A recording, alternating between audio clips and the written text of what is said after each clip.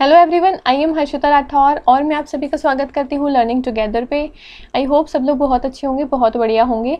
आज की क्लास में हम क्या करेंगे, आज की क्लास में हम सिविक्स के जैसे कि प्रीवियस ईयर के क्वेश्चंस को सॉल्व कर रहे थे। हम पीवाई के उसको सॉल्व कर रहे थे टीजीटी पीजीटी के एग्जाम के लिए सिविक्स सब्जेक्ट से, तो उसके ही प्रीवियस ईयर के क्वेश्चंस को हम सॉल्व करेंगे। इससे पहले हमने 2 सेट जो है उसको कंप्लीट कर लिया है। आज हमारा तीसरा सेट होगा जहाँ पे हम 21st क्वेश्चन से शुरुआत करेंगे। 20 सवाल हमने ऑलरेडी 2 सेट के अंदर कवर कर लिए हैं, बहुत ही अच्छे से विद एक्सप्लेनेशन, बहुत ही इजी एक्सप्लेनेशन के साथ में मैंने आपको सारी चीज़ें इससे प्रीवियस 2 वीडियोस में कवर करवा दी है।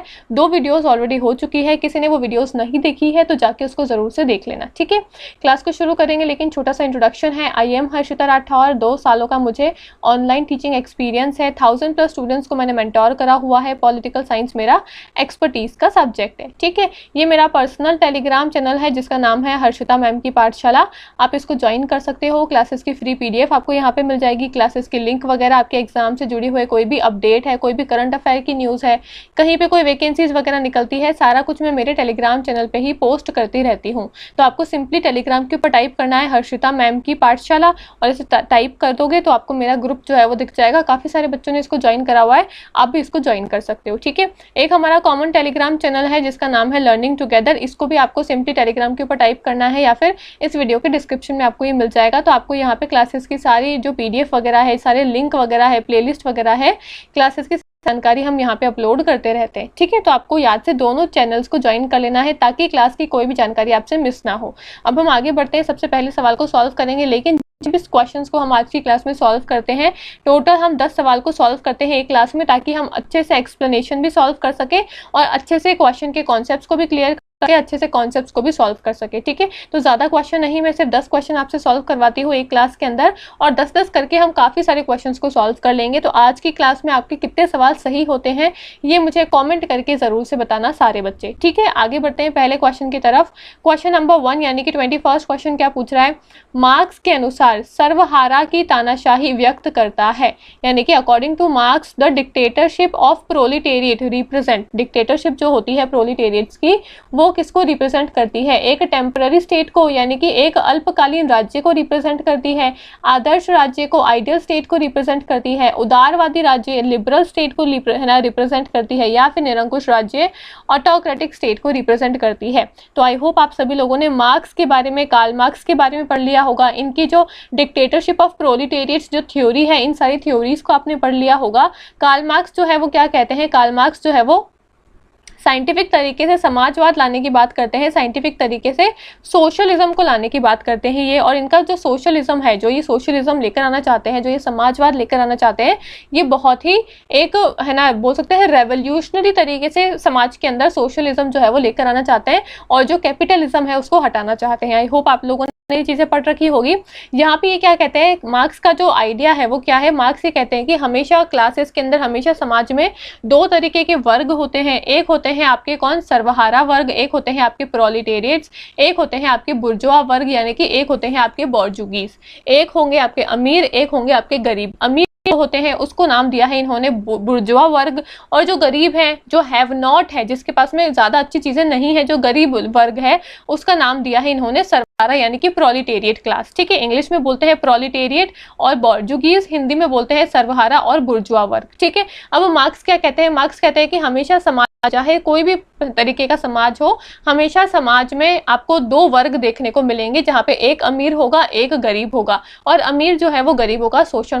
और ये बहुत ही सदियों पुरानी चीजें जो है वो चलती आ रही है। यहाँ पे कार्ल मार्क्स ने हिस्ट्री की 6 स्टेजेस भी बताई है। प्रिमिटिव स्टेज से लेकर कम्युनिज्म तक उन्होंने 6 चरण बताए हैं, जहाँ पे उन्होंने बताया है फ्यूडलिज्म कैसे आया है, फ्यूडलिज्म में कौन कौन से 2 वर्ग थे, फिर स्लेवरी में कौन कौन से 2 वर्ग थे, दास प्रथा में कौन कौन से 2 वर्ग थे, फिर कैपिटलिज्म में, सोशलिज्म में कौन कौन से 2 वर्ग थे। ऐसे करके उन्होंने 6 स्टेजेस भी बताए हैं हिस्ट्री के, और उन्होंने ये बताया है कि हमेशा से हमने देखा है कि समाज के अंदर हमारे 2 वर्ग रहते हैं, अमीर गरीब को क्या करते हैं, एक्सप्लॉइट करते हैं, अमीर जो है वो गरीब का शोषण करते हैं। तो यहाँ पे ये क्या कह रहे हैं, ये कह रहे हैं कि अमीरों को क्या करना है, जो बुर्जुआ वर्ग है हमको उसको हटाना है और सर्वहारा की तानाशाही होगी। वो कहते हैं कि एक टाइम ऐसा आ जाएगा जब बुर्जुआ वर्ग जो है वो हट जाएगा, जो आपका सर्वहारा वर्ग जो है, प्रोलिटेरियट्स जो है, ये आपस में मिलके क्या कर देंगे, आपस में मिलके ये रेवोल्यूशन कर देंगे, क्रांति कर देंगे, और फिर इनकी तानाशाही चलेगी बुर्जुआ वर्ग के ऊपर। और इनकी तानाशाही चलने के बाद में क्या होगा, ये जो पीरियड होगा ये आपका कैसा होगा, ये पीरियड जो है वो आपका एक टेम्पररी फेज होगा। कैसा होगा, टेम्पररी स्टेट होगा। ऑप्शन नंबर ए जो है अल्पकालीन राज्य इसका सही आंसर है। यानी कि मार्क्स कहते हैं कि फिर जो आपके सर्वहारा वर्ग है उनका तानाशाही चलेगी, और उनकी तानाशाही जो चलेगी वो एक टेम्पररी स्टेट होगा, अल्पकालीन राज्य होगा, यानी कि परमानेंट फिर उनकी तानाशाही नहीं चलेगी। कुछ समय तक प्रोलिटेरियट यानी कि कुछ समय तक सर्वहारा वर्ग की तानाशाही चलेगी, और उसके बाद में फिर क्या होगा, उसके बाद में आपका कम्युनिज्म आ जाएगा। उसके बाद में एक ऐसी है ना व्यवस्था आएगी समाज के अंदर, एक ऐसी अवस्था आ जाएगी जहां पे क्लासलेस और स्टेटलेस आपका समाज बन जाएगा, जहां पे ना कोई क्लास होगी ना कोई आपका स्टेट होगा, सब लोग एक बराबर एक समान रहेंगे, जिसको उन्होंने कम्युनिज्म का नाम दिया था। ठीक है, तो ये आपका मार्क्सवाद थ्योरी थी, जहां पे इन्होंने बताया है कि प्रोलिटेरियट्स की डिक्टेटरशिप जो है वो किसको रिप्रेजेंट करती है, वो यहाँ पे अल्पकालीन राज्य यानी कि टेम्पररी स्टेट को रिप्रेजेंट करती है। ऑप्शन नंबर ए इसका सही आंसर है। ठीक है, यहाँ पे मैंने एक्सप्लेनेशन भी लगाया हुआ है, आप चाहो तो हिंदी इंग्लिश में इसका एक्सप्लेनेशन भी पढ़ सकते हो। हिंदी में क्या बोला है, मार्क्सवाद के अनुसार राज्य का उदय वर्ग है ना विवेक के कारण हुआ है। यानी कि मार्क्स के अकॉर्डिंग जो राज्य है उसका उदय कैसे हुआ है, क्लास कॉन्फ्लिक्ट से हुआ है, वर्ग विवेक से हुआ है। दो वर्ग थे, मैंने बताया अमीर गरीब थे, और हमेशा अमीर जो है वो गरीबों का शोषण करते हैं। ठीक है, और इस वर्ग विवेक के माध्यम से ही, इस क्लास कॉन्फ्लिक्ट के माध्यम से ही आपके राज्य उदय हुआ है, आपकी स्टेट का ओरिजिन हुआ है। ठीक है, और राज्य संस्था सदैव शोषक वर्ग के सहायक के रूप में कार्य करती है। ठीक है, यानी कि स्टेट इंस्टीट्यूशन जो है वो हमेशा एक्सप्लॉइटिंग क्लास के है ना function as an assistant of exploiting class के लिए हमेशा काम करता है। जो राज्य जो है वो हमेशा अमीरों के लिए ही काम करता है, जो राज्य जो है वो हमेशा एक्सप्लॉइटिंग क्लास जो है, शोषक वर्ग जो है उसके लिए काम करता है। जो वर्ग जिसका शोषण हो रहा है उस वर्ग के लिए काम नहीं करता है, जो शोषण कर रहा है हमेशा जो राज्य है वो उसके लिए ही काम करता है। तो हमको क्लासेस को भी हटा देना है, हमको वर्ग को भी हटाना है समाज से, और हमको स्टेट जो है, राज्य जो है भी हटा देना है, और एक ऐसी अवस्था का निर्माण करना है जहां पे क्लासलेस और स्टेटलेस सोसाइटी हो, जहां पे कम्युनिज्म हो, जहां पे सब लोग एक समान एक बराबर रूप से रहेंगे। ठीक है, तो ये आपकी कार्ल मार्क्स की थ्योरी थी। इसका आंसर क्या हो जाएगा, ऑप्शन नंबर ए अल्पकालीन राज्य temporary state is your correct answer. ठीक है, मैं सारे ही कॉन्सेप्ट भी आपको यहाँ पे क्लियर करवाती हुई चलूंगी। आगे बढ़ते हैं।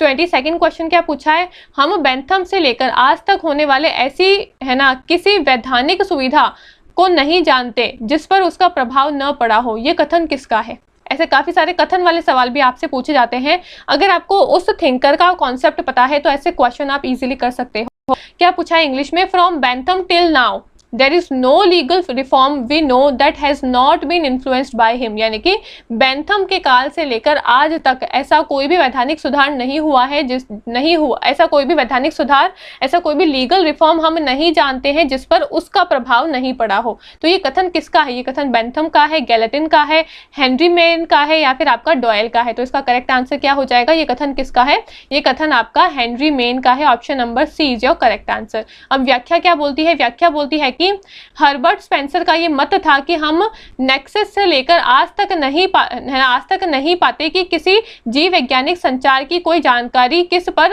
है ना, जानकारी जिस पर उसका राज्य न पड़ा हो। यानी कि स्पेंसर ने मनुष्य में राज्य की उत्पत्ति के विकास सिद्धांत के प्रमुख समर्थक हैं। ठीक है, आपको यहाँ पे ये कॉन्सेप्ट बताया हुआ है। हर्बर्ट स्पेंसर जो है वो बिलीव करते हैं जिस चीज के बारे में, उसका बताया हुआ है। तो ऑप्शन नंबर 3 जो है वो इसका करेक्ट आंसर है। आगे बढ़ते हैं अगले सवाल पे। क्या पूछा है, निम्नलिखित में से किसने राजनीतिक हित के लिए एक व्यक्ति एक वोट के सिद्धांत को प्रोत्साहित किया है। यानी कि किसने यहाँ पे प्रिंसिपल दिया है 1 पर्सन 1 वोट का, जेरेमी बेंथम ने, जॉन लॉक ने, जेएस मिल ने, या फिर एडम स्मिथ ने। तो करेक्ट आंसर क्या हो जाएगा, जेरेमी बेंथम जो है इन्होंने यहाँ पे सिद्धांत दिया है एक व्यक्ति एक वोट, 1 पर्सन 1 वोट का सिद्धांत यहाँ पे बेंथम ने दिया है। बेंथम ने एक व्यक्ति एक वोट का समर्थन किया है। वह महिला मताधिकार एवं गुप्त मतदान के कट्टर विरोधी थे। अब याद रखना है, बेंथम जो है वो महिला को मताधिकार देने के कट्टर विरोधी थे। ठीक है, वह गुप्त मतदान का विरोध इसलिए करते थे कि अनुशासनहीन की स्वतंत्रता की रक्षा के लिए और बुरे राज्य की रक्षा के लिए वो जो आपका गुप्त मतदान होता है उसका भी विरोध करते थे। यानी कि सीक्रेट बैलेट सिस्टम जो आपका होता है, जो अभी हमारा प्रेसिडेंट के इलेक्शन होते हैं वो सीक्रेट बैलेट सिस्टम से ही होते हैं। तो जो आपकी बेंथम है उन्होंने ये सिद्धांत दिया है 1 पर्सन और 1 वोट, एक व्यक्ति एक वोट का जो सिद्धांत है वो किसने दिया है? सबसे पहले तो बेंथम ने दिया है। और आपसे पूछे कि क्या बेंथम महिलाओं को वोटिंग का अधिकार देने से मतदान अधिकार देने से समर्थन करते थे या फिर नहीं करते थे? तो विमेन्स को और जो आपका सीक्रेट बैलेट सिस्टम होता है, जो आपका गुप्त है ना, जो आपका है ना गुप्त मतदान होता है, जो आपका सीक्रेट बैलेट सिस्टम होता है, इन दोनों को ही विरोध करते थे आपके बेंथम कहते थे कि महिलाओं को भी वोटिंग के अधिकार नहीं मिलने चाहिए और सीक्रेट बैलेट सिस्टम भी नहीं होना चाहिए। ठीक है, तो ये दोनों बातें आपको पता होनी चाहिए। ऑप्शन नंबर ए जो है बेंथम इसका करेक्ट आंसर है। आगे बढ़ते हैं, नेक्स्ट क्वेश्चन की तरफ चलते हैं। अगला सवाल क्या पूछा है? 24th question, philosophy of rights जो है वो किसने लिखी है? काफी सिंपल सा क्वेश्चन है। एरिस्टोटल, प्लेटो, हीगल या फिर ग्रीन?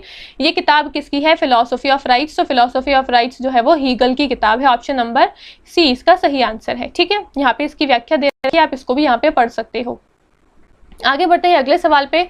नेक्स्ट क्वेश्चन क्या पूछता है? किस विचारक ने महिला मतदान का प्रबल समर्थन किया है? अब हमने देखा कि जो बेंथम है उन्होंने तो समर्थन नहीं किया है, तो जहां पे भी बेंथम आएगा इसको तो अपने आप ही हटा देना। कौन है जिसने विमेन्स सफरेज को, विमेन को वोटिंग अधिकार देने के लिए सपोर्ट किया है? एरिस्टोटल है, लेनिन है, बेंथम है या फिर जेएस मिल है? तो करेक्ट आंसर क्या हो जाएगा? जेएस मिल। ऑप्शन नंबर डी इसका करेक्ट आंसर है। अभी हम पढ़ के आए थे भाई, बेंथम ने तो महिलाओं को मताधिकार देने से बिल्कुल मना किया है, वो तो कट्टर थे इसके। ठीक है, एरिस्टोटल जो है वो भी क्या कहते हैं? एरिस्टोटल सिर्फ और सिर्फ सिटीजनशिप का अधिकार किसको देते हैं? जो यंग पुरुष होते हैं, जो यंग पीपल होते हैं, जो यंग मैन होते हैं, पीपल भी नहीं, जो यंग मैन होते हैं। एरिस्टोटल ये कहते हैं, अरिस्टो ये कहते हैं कि जो यंग लोग हैं सिर्फ उसको ही सिटीजनशिप का अधिकार होना चाहिए। नागरिकता का अधिकार जो है वो सिर्फ और सिर्फ यंग लोगों को ही होना चाहिए। बाकी विमेन्स हैं, चाहे छोटे बच्चे हैं, चाहे बूढ़े लोग हैं, इनको सिटीजनशिप का अधिकार नहीं होना चाहिए। तो जो एरिस्टोटल है वो भी विमेन्स के इतने ज्यादा सपोर्ट में नहीं थे। तो ऑप्शन नंबर डी जो आपका जेएस मिल है वो करेक्ट आंसर है। यहाँ पे बताया भी हुआ है कि जेएस मिल द्वारा नारी मताधिकार का प्रबल समर्थन किया गया है। उनका ये विचार सब्जेक्शन ऑफ विमेन जो कि 1869 में निहित है। ठीक है, सब्जेक्शन ऑफ विमेन उन्होंने किताब लिखी थी, कौन से साल में लिखी थी? 1869 में लिखी थी। इसके अंदर उन्होंने विमेन्स को राइट देने की बात करी है। तो जेएस मिल जो है वो विमेन्स को आगे बढ़ाने के लिए बात करते थे, विमेन्स को अधिकार मिलने चाहिए, विमेन्स को वोटिंग अधिकार मिलना चाहिए, इसकी बात करते हैं। इंग्लिश में भी यहाँ पे लिखा हुआ है जेएस मिल स्ट्रांगली सपोर्ट विमेन सफरेज, और यहाँ पे इनकी किताब भी है सब्जेक्शन ऑफ विमेन जो कि 1869 के अंदर आई थी। ठीक है, आई होप आपको समझ में आ गया होगा। आगे बढ़ते हैं नेक्स्ट क्वेश्चन की तरफ। अब आगे बढ़ते हैं नेक्स्ट क्वेश्चन पे। अगला सवाल क्या पूछा है? State is the March of God on earth, ये कथन किसका है? राज्य पृथ्वी पर ईश्वर की यात्रा है, ये कथन किसने दिया है? एडमंड बर्क ने दिया है, हीगल ने दिया है, कांत ने दिया है या फिर बेंथम ने दिया है? तो ऑप्शन नंबर बी हीगल जो है इसका करेक्ट आंसर है। हीगल ने कहा है state is the March of God on earth. ठीक है, हीगल ने क्या कहा है? State is the March of God on earth. ये कथन जो है वो आपका हीगल से बिलोंग करता है। राज्य पृथ्वी पर ईश्वर की छाया है, ये कथन जो है वो हीगल का है। अब हीगल जो है वो कौन है? हीगल जो है वो एक स्टेटिस्ट थिंकर है। स्टेटिस्ट थिंकर का मतलब क्या होता है? हीगल जो है वो आइडियलिज्म और स्टेटिस्ट थिंकर, आइडियलिस्टिक और स्टेटिस्ट थिंकर दोनों माने जाते हैं। आइडियलिस्टिक क्यों? ये आइडिया को महत्वपूर्ण बताते हैं, ये आइडिया को सबसे ज्यादा महत्व देते हैं। जैसे कार्ल मार्क्स जो है वो इकोनॉमी को, पैसे को महत्व देते हैं, वैसे हीगल जो है वो आइडिया को महत्व देते हैं। और ये स्टेटिस्ट थिंकर है, ये कहते हैं कि राज्य पहले, राज्य के अंदर जो रहने वाले प्रत्येक व्यक्ति हैं वो व्यक्ति बाद में आते हैं, इंडिविजुअल बाद में आते हैं, पहले राज्य है। ये कहते हैं कि राज्य है, स्टेट है तो व्यक्ति है, स्टेट ही नहीं होगा तो व्यक्ति का क्या काम? व्यक्ति की कोई पहचान ही नहीं होगी बिना स्टेट के। तो इसलिए हम हीगल को स्टेटिस्ट थिंकर और आइडियलिस्टिक थिंकर दोनों कहते हैं। आइडियलिस्टिक क्यों? क्योंकि ये आइडिया को महत्वपूर्ण बताते हैं, और स्टेटिस्ट क्यों? क्योंकि इनके लिए इंसान मतलब प्रत्येक व्यक्ति से ज्यादा स्टेट जो है वो इंपॉर्टेंट है। ठीक है, तो इसलिए इन्होंने कहा है राज्य पृथ्वी पर ईश्वर की छाया है, ये कथन जो है वो हीगल का है। ऑप्शन नंबर बी हीगल इसका सही आंसर है। ठीक है, आगे बढ़ते अगले सवाल पे पूछा है कि निम्नलिखित में से कौन एक सामाजिक अनुबंध विचारक नहीं है। सोशल कॉन्ट्रैक्ट की थ्योरी इसमें से किसने नहीं दी है, कौन सा सोशल कॉन्ट्रैक्ट थ्योरिस्ट नहीं है, इमैनुअल कांत, हॉब्स, लॉक या फिर जॉन रॉल्स। तो करेक्ट आंसर क्या हो जाएगा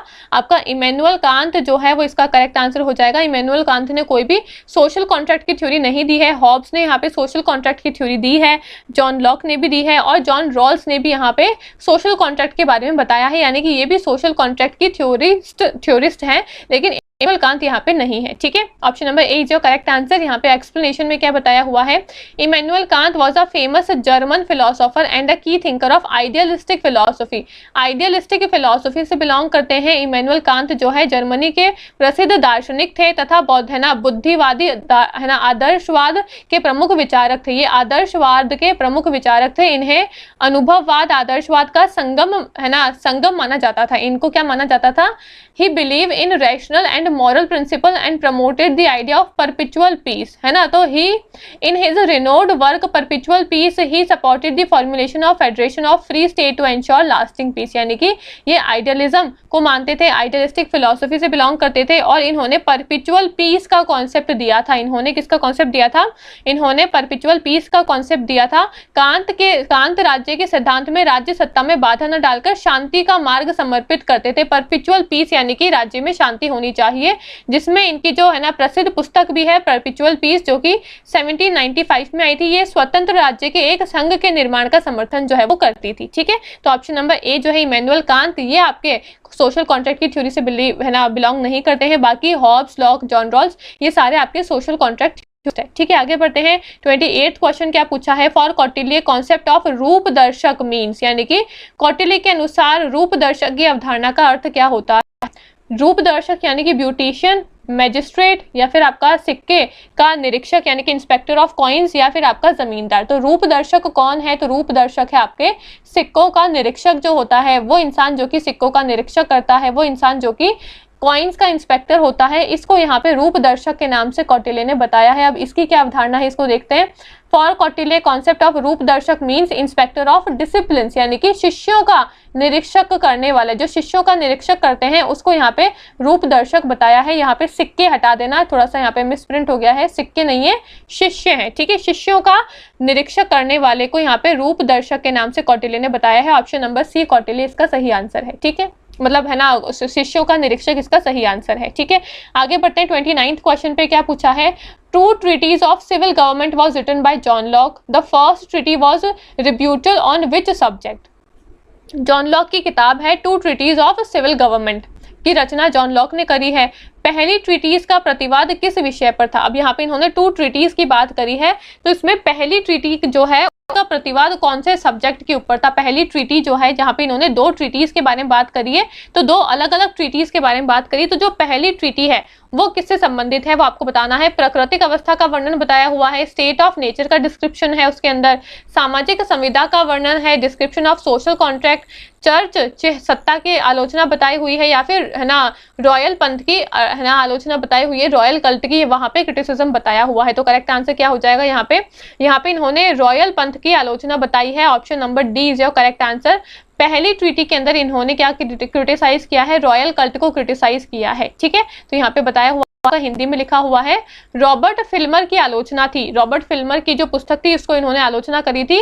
आलोचना करते हुए लॉक स्पष्ट करते हैं यह दासता का नहीं बल्कि स्वतंत्रता का पत्र है। लॉक का मूल समझौता समाज को केवल परिमित शक्ति ही प्रदान करता है। शासन पर दो निबंध जो है two treaties of civil government Locke की सबसे चर्चित रचना रही है। इसके अंतर्गत लॉक ने राज शक्ति के देवीय अधिकार के सिद्धांत का खंडन किया है। जो आपके है ना रॉबर्ट फिल्मर है ये क्या बात करते हैं, ये यहाँ पे देवीय सिद्धांत की बात करते हैं। ठीक है, लेकिन जॉन लॉक जो है वो ऐसे देवीय सिद्धांतों के ऊपर बिलीव नहीं करते थे, तो इन्होंने देवीय सिद्धांत का खंडन किया है, जिससे है ना सर रॉबर्ट फिल्मर जैसे विचारकों ने उचित ठहराया है। ठीक है, ऑप्शन नंबर जो आपका है ना डी जो है वो इसका करेक्ट आंसर हो जाएगा। आगे बढ़ते हैं अगले सवाल पे। नेक्स्ट क्वेश्चन जो है 30th क्वेश्चन, आज का लास्ट क्वेश्चन क्या पूछ रहा है, कॉन्सेप्ट ऑफ जनरल विल, सामान्य है ना इच्छा की अवधारणा क्या है। जो आपका जनरल विल का है ये क्या है? गुणात्मक अवधारणा है, क्वालिटेटिव कॉन्सेप्ट है, परिणामात्मक अवधारणा है, कॉन्सिक्वेंशियल कॉन्सेप्ट है, आंशिक रूप से गुणात्मक और आंशिक रूप से परिणामात्मक यानी कि पार्शियली क्वालिटेटिव और पार्शियली कॉन्सिक्वेंशियल है, या फिर गुणात्मक है ना, न तो गुणात्मक है न ही परिणामात्मक है, यानी कि नाइदर क्वालिटेटिव है नॉर कॉन्सिक्वेंशियल है। तो यानी कि आपने जनरल विल का कॉन्सेप्ट आई होप सबने पढ़ लिया होगा। तो पहले तो ये कॉन्सेप्ट बिलोंग किससे करता है? रूसो। आई होप आपने रूसो जो थिंकर है उसके बारे में पढ़ लिया होगा। तो रूसो से जनरल विल की अवधारणा जो है वो बिलोंग करती है, ठीक है। अब ये यहाँ पे जनरल विल का मतलब क्या है? रूसो के सामान्य इच्छा का मतलब क्या है? रूसो के सामान्य इच्छा के आदेश व्यक्ति पर है ना ऊपर से लादे नहीं जाते हैं, वे उसकी अपनी अंतरात्मा के आदेश होते हैं। सामान्य इच्छा ही राज्य की औचित्य को सिद्ध करती है, यानी कि ऑप्शन नंबर ए जो है वो इसका करेक्ट आंसर है। सामान्य इच्छा कैसी है? गुणात्मक अवधारणा है, एक क्वालिटेटिव कॉन्सेप्ट है। अब रूसो का जनरल विल का कॉन्सेप्ट क्या कहता है? रूसो का जनरल विल का कॉन्सेप्ट कहता है कि जो जनरल विल है एक ऐसी इच्छा होती है समाज में या फिर राज्य में, लोगों की एक ऐसी इच्छा है जो कि हम थोपते नहीं इसके ऊपर कि आपको ऐसा करना ही करना है, ये इंसान के अंदर मन से निकल के आती है और वही आपकी जनरल विल की इच्छा होती है, ठीक है। यहाँ पे आगे और भी बताया हुआ है, सामान्य इच्छा ही सभ्य समाज में स्वतंत्रता को स्थापित करने की उपाय है और सामान्य इच्छा मानव कल्याण की कुंजी भी है। ये सामान्य हित की सर्वोत्कृष्ट चेतना है। रूसो के शब्दों में सामान्य इच्छा सच्चे अर्थों में तभी सामान्य हो सकती है जब उसका उद्देश्य एवं सार तत्व भी सामान्य हो। सामान्य इच्छा की अवधारणा गुणात्मक होती है, सामान्य इच्छा जो है वो क्वालिटेटिव इन नेचर होती है। तो यानी कि यहाँ पे रूसो के सामान्य विल की मतलब क्या था? सामान्य विल का मतलब था कि आपके जो भी कार्य करोगे वो कैसा होना चाहिए? वो सबके लिए कॉमन विल होना चाहिए, सबकी कॉमन विल होना चाहिए, सबकी भलाई के लिए आपको काम करना है यहाँ पे। और सामान्य इच्छा जो है वो लोगों के अंतर्मन से निकल के आती है, वो किसी पर थोपी नहीं जाती है। ऑप्शन नंबर ए जो है कि सामान्य विल की अवधारणा क्या है? गुणात्मक अवधारणा है, क्वालिटेटिव कॉन्सेप्ट है। Option number A is your correct answer, ठीक है। तो हमने यहाँ पे क्वेश्चंस को सॉल्व करा है। आई होप आपको सारे क्वेश्चंस अच्छे लगे होंगे। काफी अलग अलग थिंकर्स के अलग अलग कॉन्सेप्ट्स हमने यहाँ पे देखे। आई होप आपको सारे नई नई चीजें यहाँ पे सीखने को मिली होंगी। कुछ भी आपको दिक्कत आती है तो आप मुझे कमेंट करके जरूर से बता सकते हो। बाकी वीडियो को अच्छी लगे तो इसको लाइक करना, शेयर करना, कॉमेंट करके मुझे जरूर से बताना आपको वीडियो कैसी लगी है। और मेरा जो टेलीग्राम चैनल है हर्षिता मैम की उसको जरूर से ज्वाइन कर लेना, वहां पे इसकी PDF वगैरह में अपलोड करती रहती हूँ, ठीक है। बाकी मिलते हैं अगले वीडियो में। Thank you so much.